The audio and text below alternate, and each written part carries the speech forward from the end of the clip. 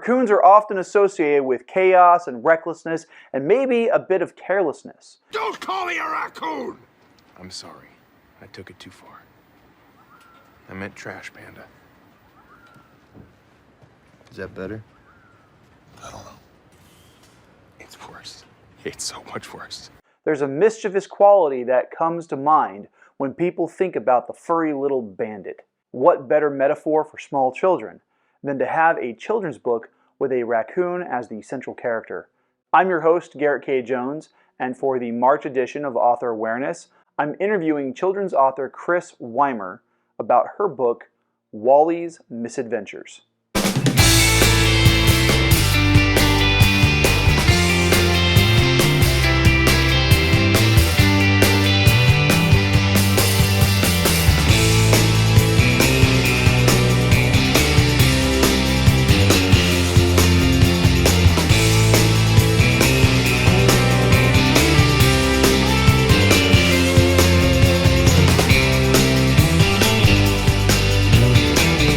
Happy Saturday and welcome to my channel. If you're new, glad to have you, and if you're a returning viewer, glad to have you back.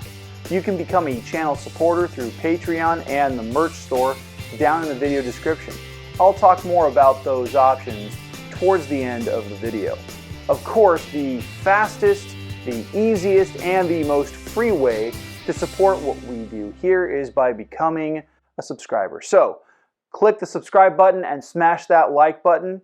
It's not going to cost you anything, so don't worry. It's cheaper than a tank of gas. Now, I want to apologize for not having a video last week. This week's interview was actually slated for March 12th, but due to some health issues, I was unable to produce the video. 3 weeks ago, I was suffering from a massive sinus infection that let me feel like my head was just going to explode.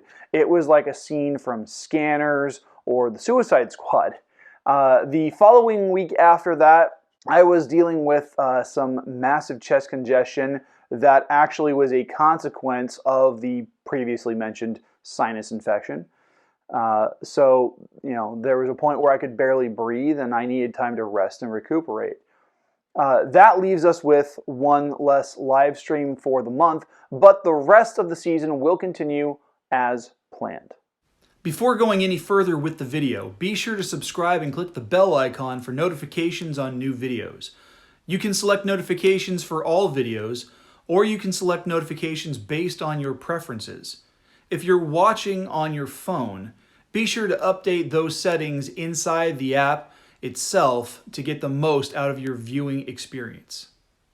So I met this month's guest author back in August as we worked together at the same school.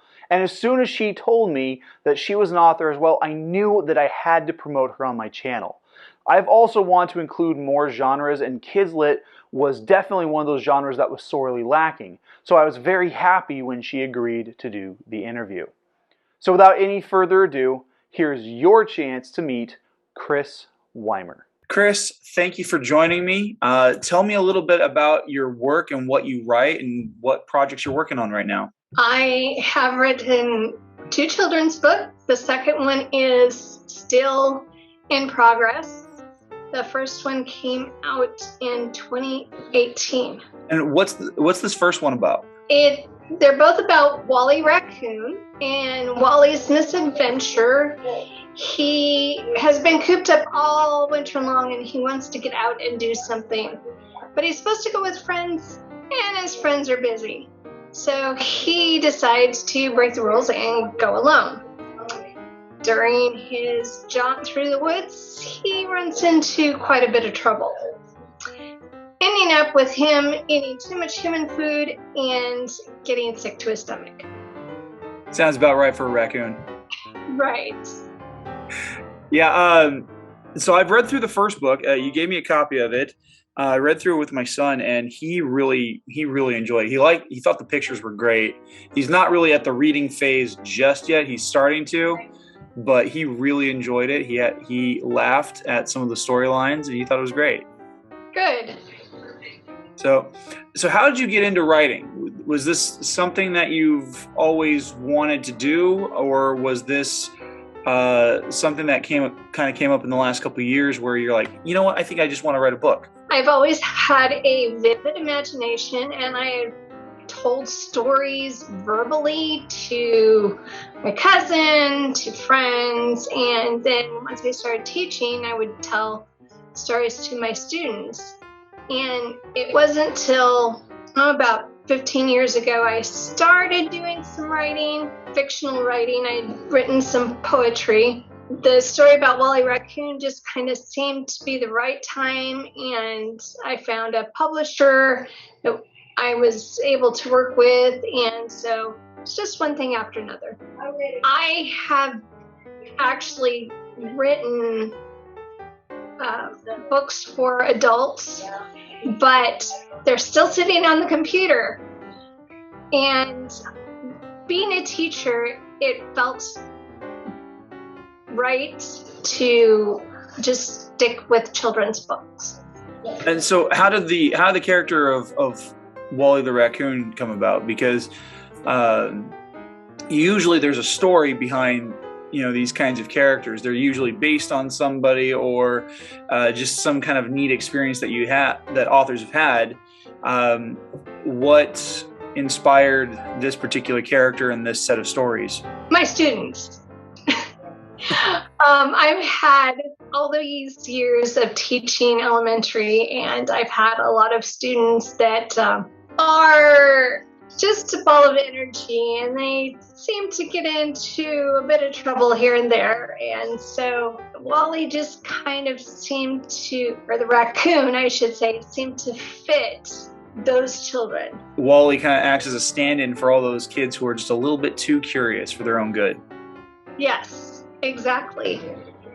So it sounds like with regards to the inspirations, your students and your time as a teacher have really been part of that inspirational process. But what other inspirations do you draw from creatively as an author? Is it film, television, music? What is it that you inspire from? We're very inspired by C.S. Lewis and his Chronicles of Narnia. I'm a big Narnia fan, and the beaver, Aspen, she just fit perfectly into the story. And I have read the books, the C.S. Lewis books, many times, and I've watched some of the movies, and so that's my biggest draw. What do you think have been some of your biggest challenges or obstacles that you've faced going through this whole step, from the drafting and the pre-writing to the actual writing portion and editing and all the final work that goes into place? What has been the hardest part? The hardest part actually is dealing with the illustrators. I don't draw, and the company I work with, they have illustrators there in Pennsylvania, and to be able to explain the vision I see in my head to someone that far away that I have to communicate via email is not easy. And so what I wanted to ask is, with regards to the storylines themselves, do you develop them as learning tools for students, or is it just meant to be strictly imaginative fiction? Definitely learning. In both Wally's Misadventure and the upcoming book, Wally Raccoon and Friends Go to Camp, one of my most important things in the text is figurative language. Children don't really understand figurative language, and so that's a tool that I can use to help them. Also, with understanding how we deal with problems that come up in our lives. In Wally's Misadventure, he broke the rules, so there were consequences, not necessarily from his parents, but just the things he encountered.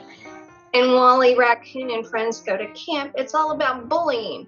That's always important for kids to read about and to understand how to deal with bullies. We're coming up on the final question, Chrys, and this is usually the one that kind of trips up a lot of the authors that I've interviewed in the past. But if you could give any advice for other would-be authors, what would you say to them? What advice would you give? One of the biggest pieces of advice I would give them is to try to put yourself in experiences where you're going to learn from others. If you're going to write children's books, find a classroom you can go to, be around children and watch them, see how they interact. If you are going to write about crime fiction, you need to talk to someone that knows their business. Absolutely. It's always important to do some research on what it is that you're talking about, especially if it's something that's not within your field of expertise. So before we wrap up, how can people find you? How can people find your books? And what are the best ways of connecting with you as an author? They can check out my Instagram page, Chrys Wimer Author, and I try to post something, if not about my book, about what's going on in my life. Being a teacher, there's a lot going on in my life. They can also go to Amazon to purchase my books. There are several other independent bookstores that carry it, or that will be carrying my new book. Be aware that it's coming out. It'll be out soon, so that's exciting. Absolutely. Absolutely. Well, Chrys, thank you very much. I do appreciate you coming on the show and doing this interview. Well, thank you for having me. A big thank you goes out to Chrys Wimer for participating in this month's Author Awareness Interview. Now, if you'd like to pick up your copy of Wally's Misadventure, as well as the new book that's going to be coming out, you can follow her on social media, and you can find all of those links listed in the video description. Hey, thanks for watching. Please hit like and subscribe. If you'd like to support this channel, you can do so on Patreon through one of 3 affordable support plans. Patrons get access to blooper reels, behind-the-scenes videos, and so much more. You can also buy sweet merch from my store on Teespring, which you can then turn around and rep on Instagram and Twitter by tagging me at GKJ_publishing and using the hashtag 5kingdomsmerch. Or you can sign up for the free poster giveaway. I'm giving away this signed and autographed poster. All links are down in the video description, and I will announce a winner for the poster when I hit 200 YouTube subscribers. I'll see you guys back here next week for the end of March and the March edition of Creator's Corner, where we will be delving once more into the hero's journey. The vlog of the 5 Kingdoms is filmed without the use of a live audience at Skyrocket Studios in Hanford, California. We can't do what we do without your help, so please make sure to subscribe by clicking the button that's above my head, and make sure to watch and share the videos over here to my left. Have a great week.